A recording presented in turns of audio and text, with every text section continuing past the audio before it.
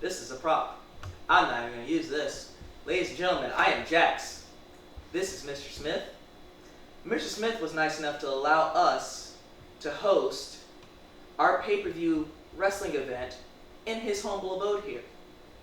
Say hello, Mr. Smith. Hello, Now, worldwide wrestling viewers. Now, you're not a big fan of wrestling. You don't know a lot about wrestling. You know about like the older days. I used to. In junior high school, I watched a little bit here. In junior high, I was... So like the Rock and Austin phases, you know about that, but you Hardy bailed out. Boys. Yes! Hardy Boys. Team Extreme. But you bailed out around like the John Cena phase, which I'm not mad at you. Never really got it. Never really saw Cena. That's not a bad thing. I remember casket matches with Taker. Oh, like the vintage, like the Inferno matches and like Uh-huh. Buried Alive, where they pretty much talked about killing people Yeah, I saw a couple of those. on TV, and it was fantastic. Nowadays it's sports entertainment, but you remember it as the Federation. I was watching to the point where they first did the first ever WWE draft. Really? So when they actually did the first brand split where people were Raw and SmackDown, and they did the draft. And I hated it because I like to watch everybody every night, and I don't like this whole, and I don't get it. Okay, so from like a business perspective, they want to see what stars, and I'm just guessing here, they want to see which stars are hot and which ones are not. So they put certain people on certain shows Stacey to Keibler. see. That's who's hot. For legs for days. Amen. Legs for days. So you put her on SmackDown and no one else, I'm still tuning into SmackDown because she's there. I'll turn it off immediately whenever she's gone, but them being assholes like I know that they are, they'll put her on as the main event and nothing else. So you have to watch the whole show and then they're like, we got our viewings, whatever. But the first brand split was weird to me because that's whenever John Cena started becoming like a huger name. Yeah, I don't even remember. And he got drafted to SmackDown and then drafted to Raw within the same night, which made literally 0 sense. It's neither here nor there, though. So I'm gonna backtrack to whenever you were into wrestling, like in junior high and stuff like that. Do you remember who like your favorite wrestlers were back then? I was 100% The Rock. Really? Absolutely. Not Stone Cold? I mean, yeah, he's fun to watch. Just the fun names, but The Rock just has a showmanship about it. True. Stone Cold straight to business. So did you were you around whenever like Kurt Angle was in it too, like the Olympic medalist? And I remember Brock Lesnar's debut. I do too. Whenever he was debuted as the next big thing. Mm-hmm. Yes. How did you feel about Paul Heyman back then? He's a slimy scumbag. But he's so good. He's just, I mean, you look at Paul Heyman and you think used car salesman.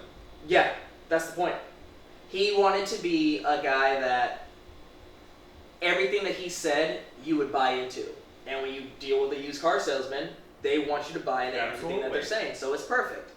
So, do you have any interest in watching wrestling again now, or are you kind of like, it's not really my cup of tea? It's not something that, oh my god, I have to go home and watch. But Right. if it's on, I'll watch it. If I'm not doing anything else. Okay. So outside of that, and obviously showing love to your loving Mrs. Smith. Hey, babe. Hey, yo, girl. Anyway, so what do you do outside of the missus? I work, I watch TV, I'm a big movie guy. Right on. I love to cook, as y'all could tell by tonight so far. Yeah. I want to know how long that's been a thing. I've cooked my whole life. I'm Really? a big cook. I love to cook. I love to grill. They had a smorgasbord of food here tonight, and I'm not even done cooking. Oh my god, there's so much more. You could feed a small village in Haiti. You are saving and I'm sure 101 day at a time. throughout the live recap tonight, you will see several of the foods that we will be eating, and you'll wish you were here. So just so you know what's happened, I've had nachos with guac and salsa and the jalapeno ranch dip. There has been mini tacos, which, America, let's be real, we all love tacos. There is some fajitas on the way. Yes. Different types, beef and chicken. Sweet and savory. And then we have desserts.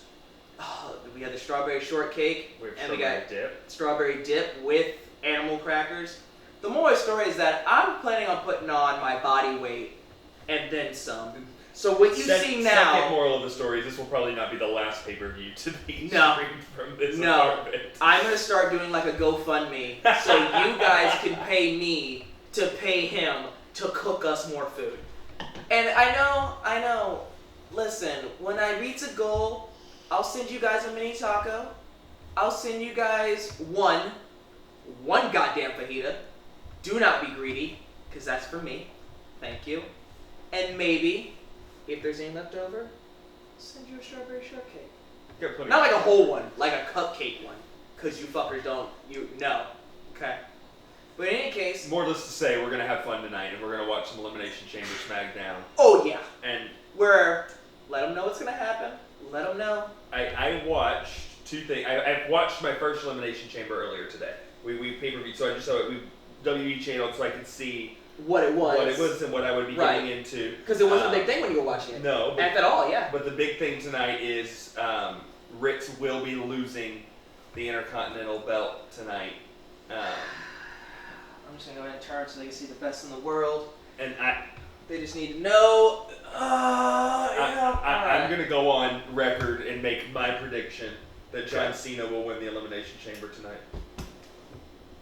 And we're back to square one. Love it or hate it, whether you like it or not. I know, Super Cena. Cena and Orton is a storyline that they'd love to go to. And it's going to happen. Cena's going to win the Elimination Chamber. And I know nothing. So, because I have beginner's luck here, you better be going to Vegas and making your bets right now.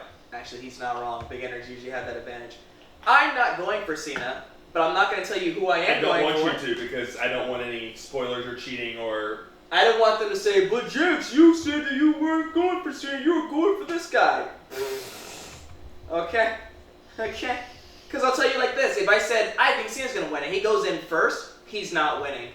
Because the last time that they did that, he got wrecked by a 619, a spear, and there was one other move. It doesn't really matter. The fact of the matter is that he lost, and I see him losing again this time. But... I'm gonna see. Exactly. I'm gonna see how the entrances go because that's how I judge my stuff off of. But in any case, Ritz will be here.